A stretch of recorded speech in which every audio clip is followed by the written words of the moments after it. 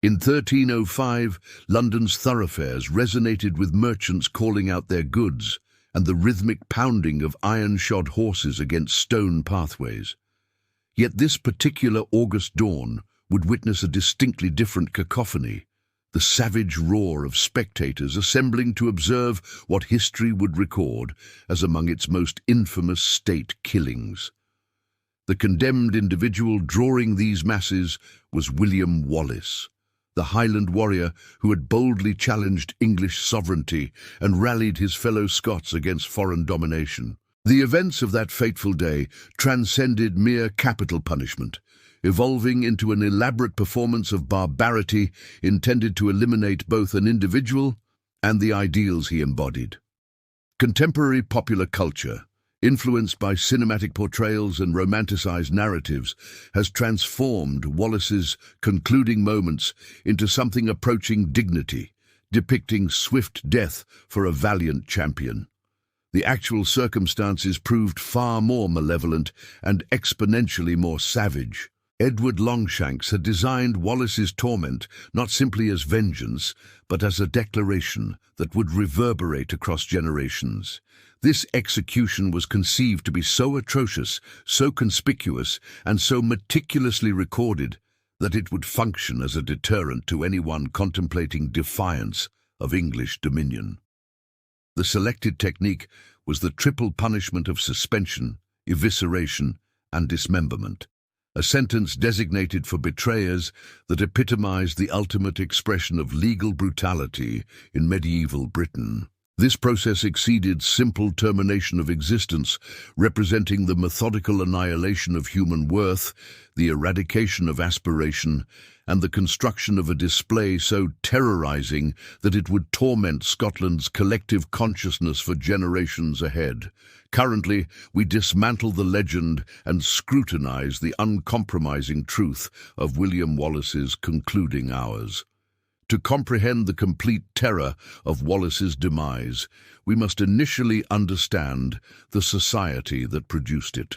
Medieval Scotland during the final decades of the 13th and initial years of the 14th centuries existed as territory suspended between autonomy and domination, where national identity remained embryonic, and allegiance was frequently determined by necessity rather than emotion. The Scottish Independence Wars had emerged from a hereditary dispute, and Edward recognized an opportunity to incorporate Scotland under immediate English governance, perceiving the Northern Realm as a rebellious territory rather than an independent state. William Wallace arose from this turmoil not as aristocracy pursuing authority, but as a modest landowner motivated by personal tragedy and patriotic fury. His household had endured under English occupation, and when he brandished his blade at Stirling Bridge in 1297, he acted with the rage of someone who had sacrificed everything and the perspective of one who envisioned Scotland's potential. His triumph there surpassed tactical significance, becoming emblematic, demonstrating that English mounted knights could be vanquished and that Scottish liberation was more than fantasy. However, Edward was not a monarch who accepted insubordination. Renowned for his merciless crushing of Welsh rebellion and his banishment of Jews from England, Longshanks recognized that uprising resembled wildfire, capable of spreading unless completely eliminated. Wallace's achievement required not merely reversal, but transformation into an admonitory narrative. The English sovereign needed to illustrate that opposing his rule would produce repercussions so extreme that they would discourage future generations from considering resistance. The political circumstances of 1305 were essential for understanding Wallace's destiny. At this period, most Scottish nobility had capitulated to Edward's authority, viewing compromise as superior to destruction. Wallace's persistent defiance rendered him not merely England's adversary, but an embarrassment to Scottish aristocracy who had selected submission. His apprehension became priority not solely for strategic purposes, but for political imperative. His mere presence questioned the validity of Scotland's surrender. The pursuit of William Wallace continued for years, employing a comprehensive system of agents, informants, and collaborators. Edward established a considerable reward for Wallace's capture, and the English administration in Scotland operated systematically to separate him from potential allies. The snare progressively constricted as former companions betrayed him, motivated by terror, avarice, or simply the wish to survive in a reality where connection with Wallace had become equivalent to death. The betrayal occurred, as frequently happens in such narratives, from within. In August 1305, Wallace was seized near Glasgow, probably through the treachery of Sir John Menteith, a Scottish nobleman who had surrendered to English authority.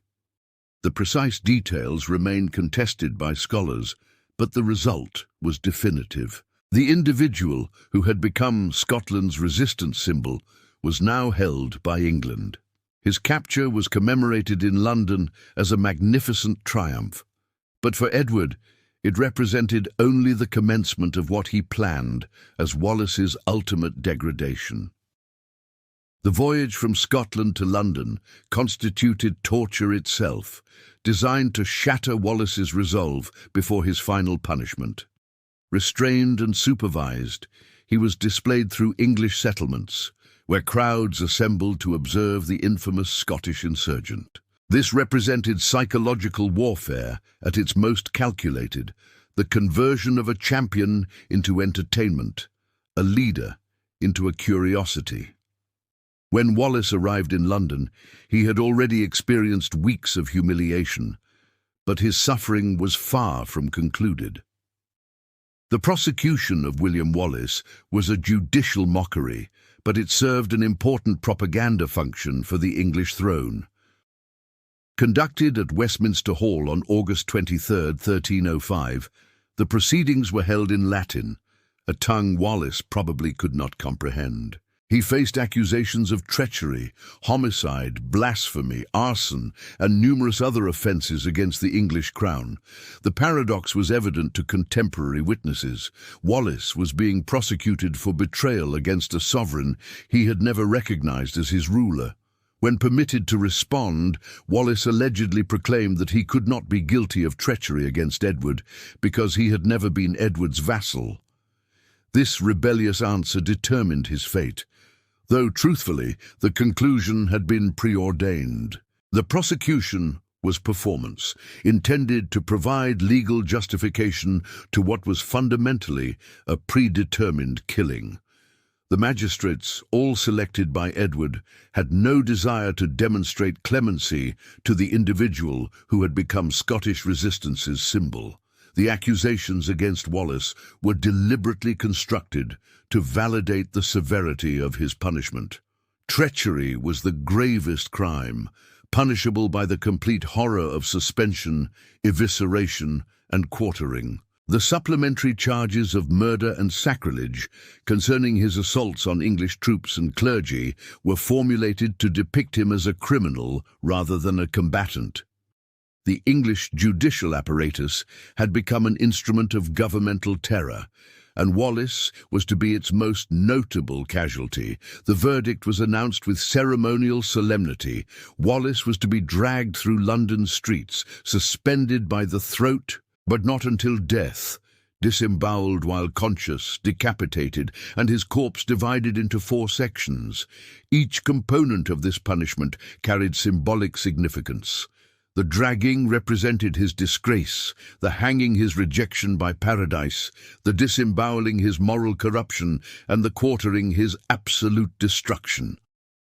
This was not simply execution, but obliteration. The dawn of August 23, 1305, broke bright and mild in London. The metropolis had been organising for this display for days, with platforms constructed and masses gathering from throughout England to witness the Scottish rebels' death. The officials had converted Wallace's execution into a public celebration, complete with merchants selling refreshments to the gathered multitudes. This transcended justice, becoming entertainment, a demonstration of English crown power and the destiny awaiting those who dared challenge it. Wallace was tied up and pulled through the streets of London. The path had been strategically planned to maximize both the humiliation and the spectacle. From the Tower of London, where he had been imprisoned, the procession advanced through the city's most crowded districts, ensuring maximum witnesses to his degradation. The stone surfaces lacerated his skin as he was hauled behind horses, creating a crimson trail that marked his final passage. The crowds lining the roads were a combination of curiosity seekers, English nationalists, and those who simply relished witnessing others' agony. Medieval executions were communal events, serving both as amusement and as harsh reminders of royal authority. The observers mocked and hurled debris at Wallace as he passed, their conduct encouraged by authorities who wanted to guarantee that his final moments were as shameful as possible. This was government-sanctioned brutality on an enormous scale. The procession advanced slowly, permitting maximum time for crowds to accumulate and for Wallace's torment to be extended. Contemporary records describe him as alert throughout this trial. His gaze focused on some distant point, as if seeing beyond the immediate horror of his circumstances. Whether this was defiance, acceptance, or simple shock remains unknown, but witnesses observed that he never screamed or pleaded for mercy, a detail that would later become part of his mythology. At Smithfield, London's customary execution site, a platform had been constructed specifically for Wallace's death. The crowd here was even larger and more boisterous than along the route, with vendors offering pastries and beer to spectators who had secured the optimal viewing locations hours earlier. The festive atmosphere was intentional. The English authorities wanted Wallace's death to be remembered not as martyrdom, but as a celebration of English justice and authority. The executioner, a professional who had likely performed dozens of such killings, commenced his task with practiced effectiveness. Wallace was first suspended by the neck, but the rope was positioned to ensure suffocation rather than quick death by cervical fracture. The crowd watched as he gasped for air, his face turning purple, body twitching in a desperate fight for life. But just as consciousness began to diminish, he was lowered, still living, still aware of his situation. The execution was horrifying. He carefully sliced open the belly and took out the organs one by one. Contemporary records describe the victim's cries as unlike anything the observers had ever experienced. A sound that seemed to emanate from the depths of human anguish itself. The symbolism of burning Wallace's entrails was not accidental. In medieval thinking, the bowels were considered the center of emotion and mercy. By incinerating them while he observed, the executioner was symbolically destroying Wallace's humanity, reducing him to something subhuman in the crowd's perception. The odor of burning flesh and organs permeated the air, adding another dimension of horror to an already nightmarish scene. Throughout all of this, Wallace remained alert, his eyes open and conscious, even as his body was systematically destroyed. Some records suggest that he continued to speak, though what he said has been lost to history. The executioner's expertise lay not just in causing maximum pain, but in maintaining the victim's consciousness as long as possible. Death would arrive as relief, not as the culmination of suffering. Finally, mercifully, the executioner moved to complete his gruesome task. Wallace's head was severed with a single blow of a sharp axe, ending his agony at last. But even in death, the humiliation persisted. The head was raised for the crowd to witness, blood still flowing from the severed neck, before being set aside for later exhibition. The corpse was then divided into 4 quarters, each piece displayed for the crowd's examination like portions of meat in a butcher's establishment. The disposal of Wallace's remains was as calculated as his execution. His head was dipped in tar to preserve it and mounted on a spike on London Bridge, where it would remain for years as a warning to anyone who might consider challenging English authority. The forequarters of his body were dispatched to different Scottish cities, Newcastle, Berwick, Stirling and Perth, where they were exhibited publicly as reminders of the fate that awaited resistors. This distribution of Wallace's body parts exceeded mere savagery. It was a form of political messaging. Each piece served as communication to the local population, a physical reminder of English power and the consequences of resistance. The English understood that symbols could be as influential as armies, and Wallace's dismembered corpse became a symbol of English supremacy over Scotland. The immediate consequences of Wallace's execution were precisely what Edward had anticipated. The brutal display had achieved its objective. Scottish resistance seemed to collapse in the face of such overwhelming demonstration of English might. Many who had supported Wallace either fled the nation or submitted to English rule, calculating that no cause was worth such a horrific death. The execution had successfully transformed a symbol of resistance into a warning against rebellion. But Edward had miscalculated the Scottish response to Wallace's martyrdom. Rather than crushing Scottish resistance, the brutality of Wallace's execution actually strengthened it. The very horror of his death became a rallying cry for those who refused to accept English domination. Robert the Bruce, who would later become King of Scotland, was reportedly moved to action by the spectacle of Wallace's execution, seeing in it the true face of English rule. The manner of Wallace's death also influenced the tactics of future Scottish resistance. The lesson was clear. Capture by the English meant torture and humiliation beyond imagination. This knowledge led to a more desperate and determined form of warfare, where Scottish fighters preferred death in battle to surrender. Wallace's execution had created a culture of no quarter, where mercy was neither expected nor given. The political ramifications extended beyond Scotland's borders. Other European kingdoms watched the Wallace execution with interest and horror, seeing in it a demonstration of English methods that could easily be applied to them. The brutality of the execution became part of England's reputation, contributing to the isolation that would later complicate English foreign policy. Edward's message of strength had been received, but so had the message of cruelty. The historical documentation of Wallace's execution is extensive, drawn from multiple contemporary sources that provide a remarkably detailed picture of the event. The Lanarkos Chronicle, written by English monks, describes the execution in clinical detail, noting the crowd's reaction and the duration of Wallace's suffering. These accounts, while biased toward the English perspective, provide valuable insight into medieval attitudes toward justice and punishment. Scottish sources, though fewer in number, offer a different perspective on the execution. The Chronicle of John of Fordun portrays Wallace as a martyr who faced death with dignity and courage, emphasizing his refusal to beg for mercy or renounce his cause. These accounts, while perhaps romanticized, reflect the impact of Wallace's death on Scottish national consciousness and the transformation of a military defeat into a moral victory. The legal records of Wallace's trial and execution provide perhaps the most objective account of the events.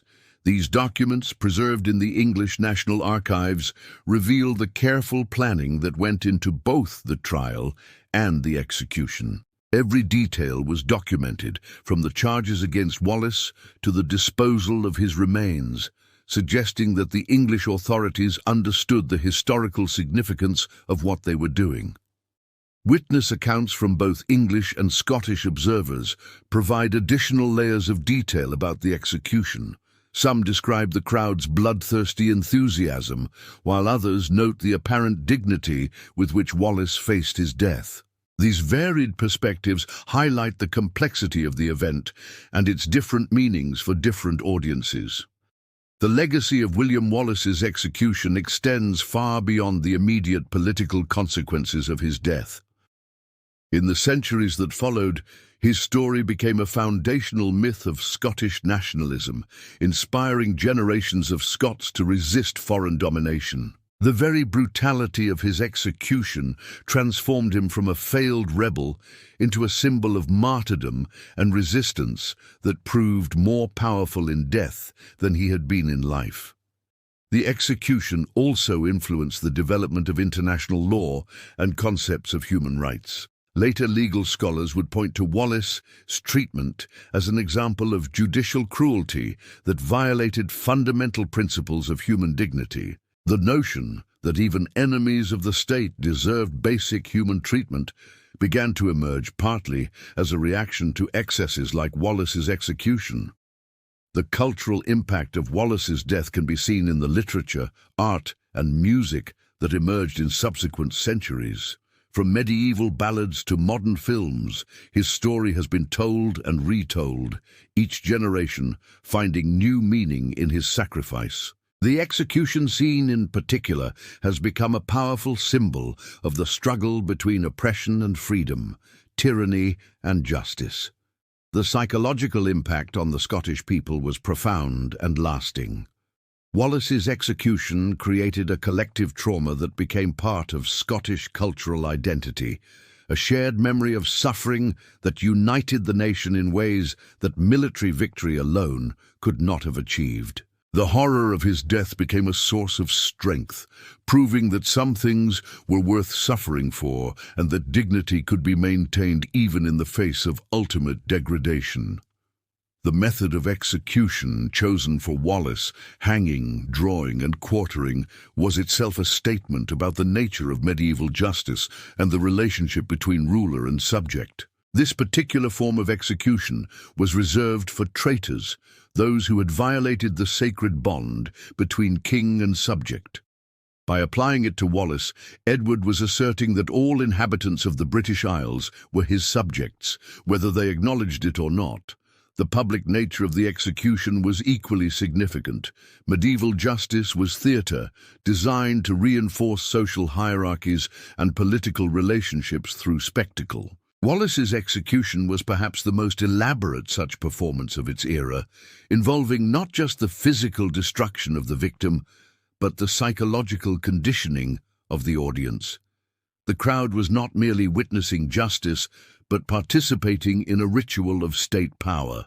The detailed documentation of the execution suggests that the English authorities understood they were creating a historical moment. The careful recording of every detail, from the route of the procession to the disposal of the body parts, indicates that this was intended to be remembered. The execution was not just about punishing Wallace, but about creating a narrative that would serve English interests for generations to come. The international dimension of the execution should not be overlooked. Medieval Europe was an interconnected world where news traveled quickly and reputation mattered enormously. Wallace's execution was witnessed by foreign dignitaries and reported across the continent, contributing to England's reputation as a power willing to use extreme measures to maintain control. This reputation would influence diplomatic relations for decades to come. As we reflect on the horror of William Wallace's execution, we confront uncomfortable truths about human nature and the exercise of power. The crowds that gathered to watch his suffering were not monsters, but ordinary people who had been conditioned to accept and even enjoy the systematic destruction of another human being. Their enthusiasm for the spectacle reveals the capacity for cruelty that exists within civilized society when it is given official sanction. The execution also demonstrates how quickly the extraordinary can become routine. The executioner who dismembered Wallace was a professional, skilled in the art of prolonging suffering. The officials who organized the event were bureaucrats, following established procedures for dealing with traitors. The normalization of extreme cruelty is perhaps more disturbing than the cruelty itself, suggesting that civilization is always more fragile than we might believe. The transformation of Wallace from rebel to martyr illustrates the unpredictable nature of political symbolism.